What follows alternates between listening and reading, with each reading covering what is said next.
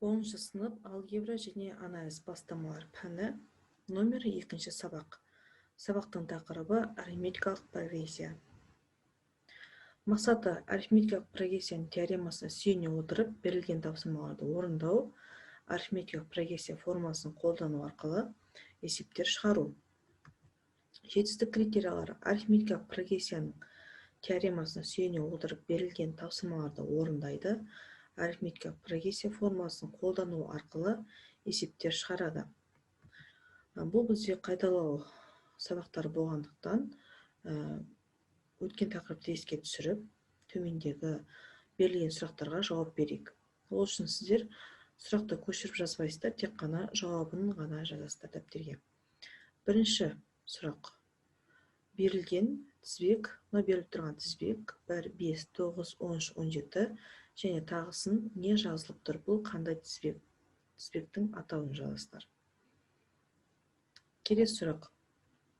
Сан тізбегі туралы не білесіздер? Дәптерге қысқаша түрде жазып кетсеңіздер. Келесі үшінші сұрақ. Сан тізбегі дегеніміз ол не? Қысқаша түрде анықтамасын жазсаңыздар да болады. Үшінші сұраққа дәптерге жазамыз. Төртінші сұрақ. Сан тізбегінің жалпы мүшесі деген не? Қалай түсінесіздер? Келесі сұрақ. Сан тізбегінің берілуінің қандай тәсілдерін білесіздер? Қанша тәсіл бар, соны тізіп жазсаңыздар да болады. Алтыншы сұрақ. Қандай тізбекті өспелі не кемелі деп атайсыздар? Біз қандай тізбекті, сан тізбегінде қандай тізбекті өспелі және кемелі деп атайтын едік? Соны еске түсіріңіздер және қысқаша түрде жазып кетесіздер. Соңғы сұрақ. Қандай тізбекті бір сарынды тізбек деп атауға болады?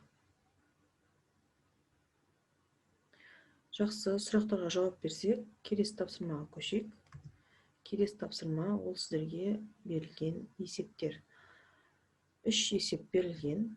3 есептің қысқаша түрде шартын жазып және шығарылуын дәптерге шығарасыздар. Бірінші есеп. Қысқаша түрде шартын жазасыздар. Бірінші есеп 6 оқушы саңырау құлақ теруге бардыңдар. Сен 3 саңырау құлақ тердің, ары қарай 2 саңырау құлақтан артық алып отырсыңдар, қандай тізбек шығады? Және А1 мен Д-ны неге тең екенін шығарасыздар. Келесі. Екінші. Сенің қолында 4 алмұрт. Келесі оқушылар 3 алмұртқа артық алып отырса, қандай тізбек шығады? Үшінші. Сен арифметикалық прогрессиясын бірінші мүшесінің 4-ке теңсін, айырма 2-ке тең, келесі оқушылар нешеге тең екенін айтып жіберіңдер. Бұны жазып өтесіздер. Дәптерлеріңізге қысқаша түрде берілгенін жазып көшіру қажет емес, берілгенін жазып және де шығарылуын жазасыздар. Бұлай қарап отырсаңыздар, логикалық есеп сияқты, логикалық есеп. Негізі логикалық есеп. Есептеп дәптерге жазыңыздар.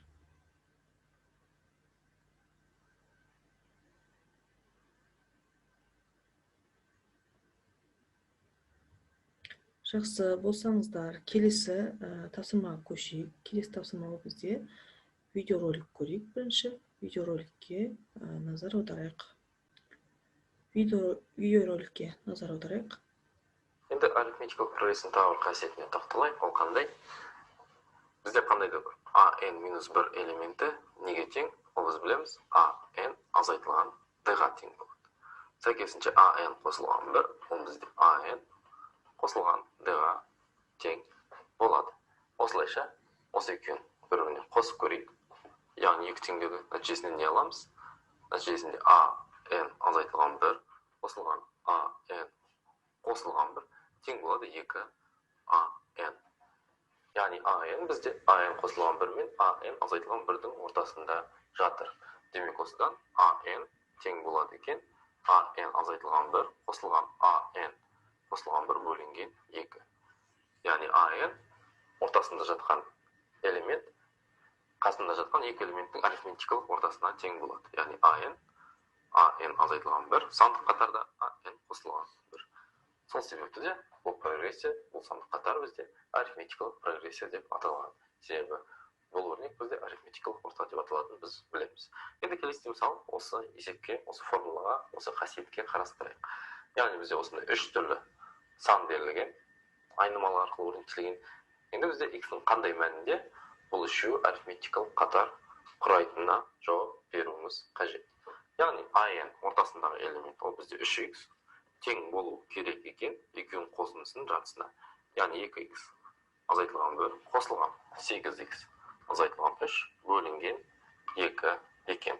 Осылайша бізде бұл жерде 6x, сәйкесінше қосылған бізде 10x азайтылған 4. Осыдан бізде демек x 1-ге тең болуы қажет. Демек x 1-ге тең болатын болса, бұл қатар бізде арифметикалық қатар прогрессияны құрайды екен. Назарыңызға рахмет. Жақсы, видеороликті көріп болсақ, енді келесі тапсырмаға көшейік. Келесі тапсырмаға бізде бос орынды толтыру, кестедегі бос орынды толтыру. Кестені сызып аласыздар, және де кестедегі бос орынды көріп тұрсыздар. Сол бос орынды табу керексіздер. Мысалы, біріншінде A1-дің мәні берілген бірінші қатарда, екіншіде D-ның мәні берілген, және үшінші қатарда A6-ның, 6-шы мүшенің мәні берілген. Кей жерлерде берілмеген, соларды табасыздар. Формулаға қойып, арифметика прогрессияның алғашқы арифметика прогрессияның мүшелерінің мәнін табу формуласын қолданып шығарасыздар. Бірінші кестені көшіріп алыңыздар, және мәндерін есептеп табыңыздар.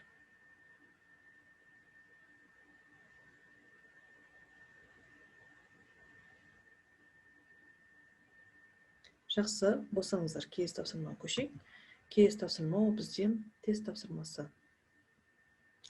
Сұрақты көшірмейсіздер, мен оқимын, ал сіздер тек қана қайсы нұсқа дұрыс, соны ғана жазасыздар. Мысалы, бірінші А болса А, екінші А болса А деген сияқты солай.